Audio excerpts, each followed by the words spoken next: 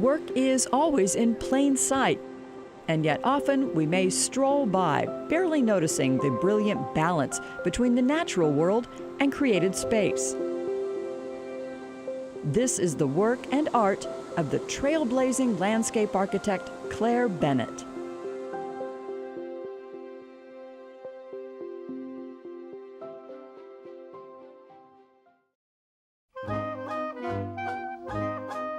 Born in 1928 in Burlington, Vermont, inspiration came at an early age, surveying blueprints while perched on her father's lap. My father, he was in the construction field, and I was my father's little girl. I was his boy, actually. And so I sat on his lap, and I fell in love with those blueprints, and they were blueprints back then. I just loved them. She would become the first female to enroll in the mechanical drawing class at her high school, where she showed a gift for math and design. And high school gave me some kind of test, and I beat out all the boys for mechanical interests and talents. The instructor said, "You really want architectural drawing," so he just taught me architectural drawing. I knew I wanted to be an architect. I wanted to make those drawings that look like that. I guess what I take away from Claire and my friendship with her is the importance that you shouldn't compartmentalize your life, but people are extremely important. And as a designer, you're designing space for people. There's a great sensitivity to how people use space. So not only is it functional, but we seek to layer an artistic, almost psychology, to space. So the widths of walks, the places where people can sit, whether that's in the sun or in the shade. These are things that landscape architects are trained to do. And certainly in Claire's spaces, in her gardens, you can see those kinds of aspects. I think as I've gotten to know Claire over the years, I've understood that you have to think about the long-term impact of your work and not the photo op, not the instant cutting the ribbon and then it's beautiful, but understanding how, like, this place has been here 20 years and it's still beautiful. It's very simple. It's timeless. It's not a style. It's just a beautiful place to be. When it was time for college, Claire's first choice was MIT, but it was flooded with veterans home from war, taking advantage of the GI Bill. Claire's mother and her school guidance counselor struggled to find just the right place for Claire to realize her dream of becoming an architect. I'll hear it till I die. What'll we do with her? And so the guidance counselor said, well, Harvard has an architecture program. Plan B for Claire's future? Radcliffe College, at the time a woman's option for the then all-male Harvard University. After graduation and marriage, her husband's career brought the family to the Hoosier State, where Claire learned about landscape architecture under the tutelage of Fritz Lundsten, one of the country's finest landscape architects. He called me and said, would you come to work? And I said, I don't know anything about landscape architecture. He said, you know construction, you know design, I'll teach you the rest. Fritz was very instrumental in teaching and very adamant about how he wanted things done. So he would come in and look at your work and advise you as how he would have it done, and then you make those changes and pursue those designs in that direction. So he was a very strong teacher. And so every time we went on a trip, he'd say, that's a beechwood forest, and he'd try to point out the different trees and how they related to each other. But otherwise, I'm just self-taught. Later, she would become the first employee of the new and growing landscape architecture firm, Browning Day. You invited me out to lunch. I remember that. bruises are doing well. Yes. I don't think any of us particularly thought of her as being a woman versus a man. It was what she knew. It was what worked to fill the niche that we needed. And I don't think that there was ever any kind of hesitation because she was a woman. Claire was trained as an architect, and I think part of her brilliance is an understanding that architecture relates to a site. You know, a building doesn't float. It's always landed, and there's an inside-outside relationship there. And she was expert at putting together the bricks and mortar kinds of spaces, plazas and walls and columns and these beautiful, beautifully detailed pieces. Seeking to balance her time between a career and raising 4 young children, in 1974, she launched her own landscape architecture firm, Claire Bennett Associates Incorporated. Often working in collaboration with other firms, including Browning Day Mullins Deerdorf and Sasaki Associates, she contributed to the design of many major public sites, including White River State Park, the downtown Indianapolis Canal Walk, and the Indianapolis Museum of Art, now Newfields. She was also instrumental in the landscape design of many private residences, including the homes of conductor laureate of the Indianapolis Symphony Orchestra, Raymond Lepard, and his life partner, Jack Bloom.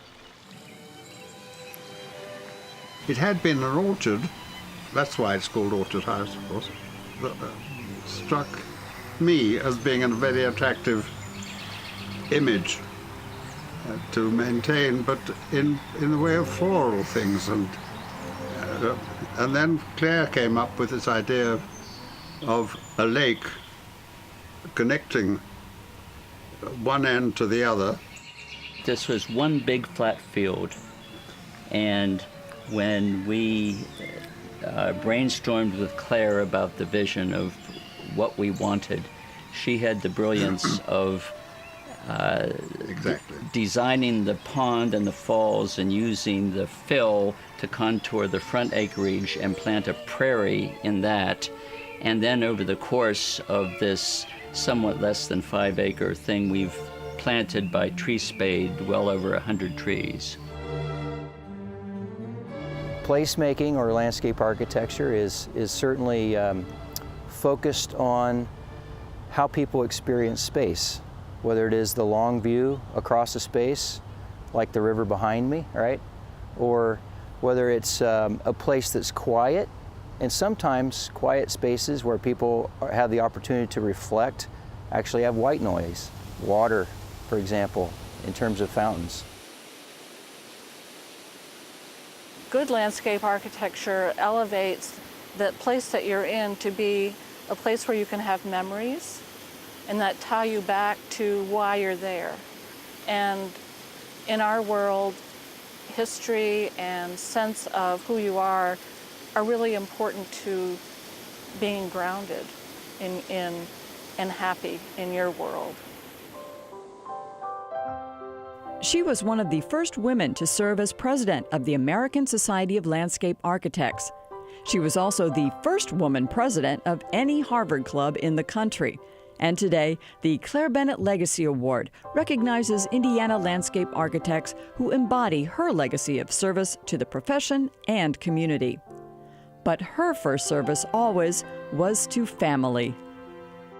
I would get up at 4 in the morning and work on the projects before the kids went to school, because I was still, making sure that they got on the school bus and had their lunches packed, and I was there making cookies when they got home, and I was doing mimeographing for the PTA or whatever at school, and trying to be the all-around mother. A female had to work harder. They had to know more than the guys if they wanted to get that job. I served on the Landscape Contractors Association somehow, and that's why I deliberately went so I could hear the contractors talk about the problems of this and that and what they were doing about it. And So that was helpful. She was very inquisitive. She's very, very intelligent.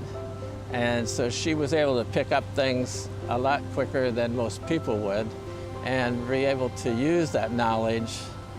And in pursuing even in the landscape design, she picked that up very quickly and enjoyed it so much.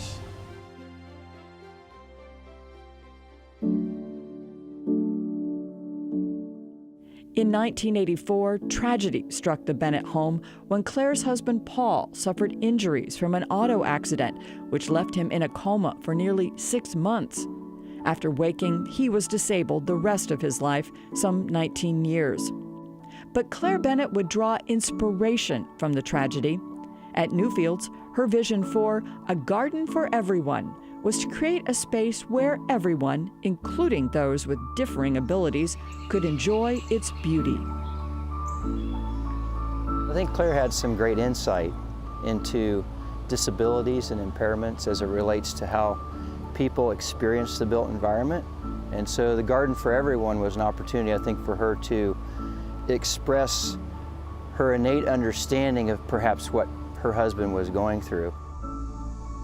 The Garden for Everyone is special in the aspect of the accessibility to the garden for all people of varying needs, but it gets people up close to the plant material, so you can gain an appreciation for texture and fragrance.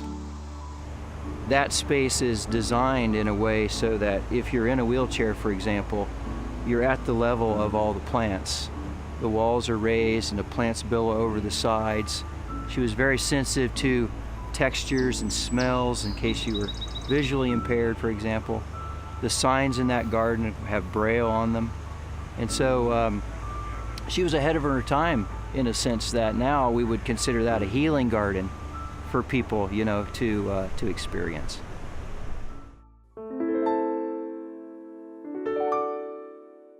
Personal challenges would also see Claire battle and survive breast cancer. Through these difficult times, Claire Bennett always found strength in a special song. I can't talk about this song because I'll break down. But the words get to me. Because through all your heartache and sorrow, you just smile, and tomorrow will be a better day. This is my Harvard Alumni Association Award. Today, at 90 years of age, Claire is retired from her life as a landscape architect, but her legacy here will continue for generations, for us to stroll by, enjoy, and perhaps smile at the trailblazing art of Claire Bennett. You have 3 responsibilities in this world. You need to take care of your mind, you need to take care of your body, and you have to do something to make this a better world to live in.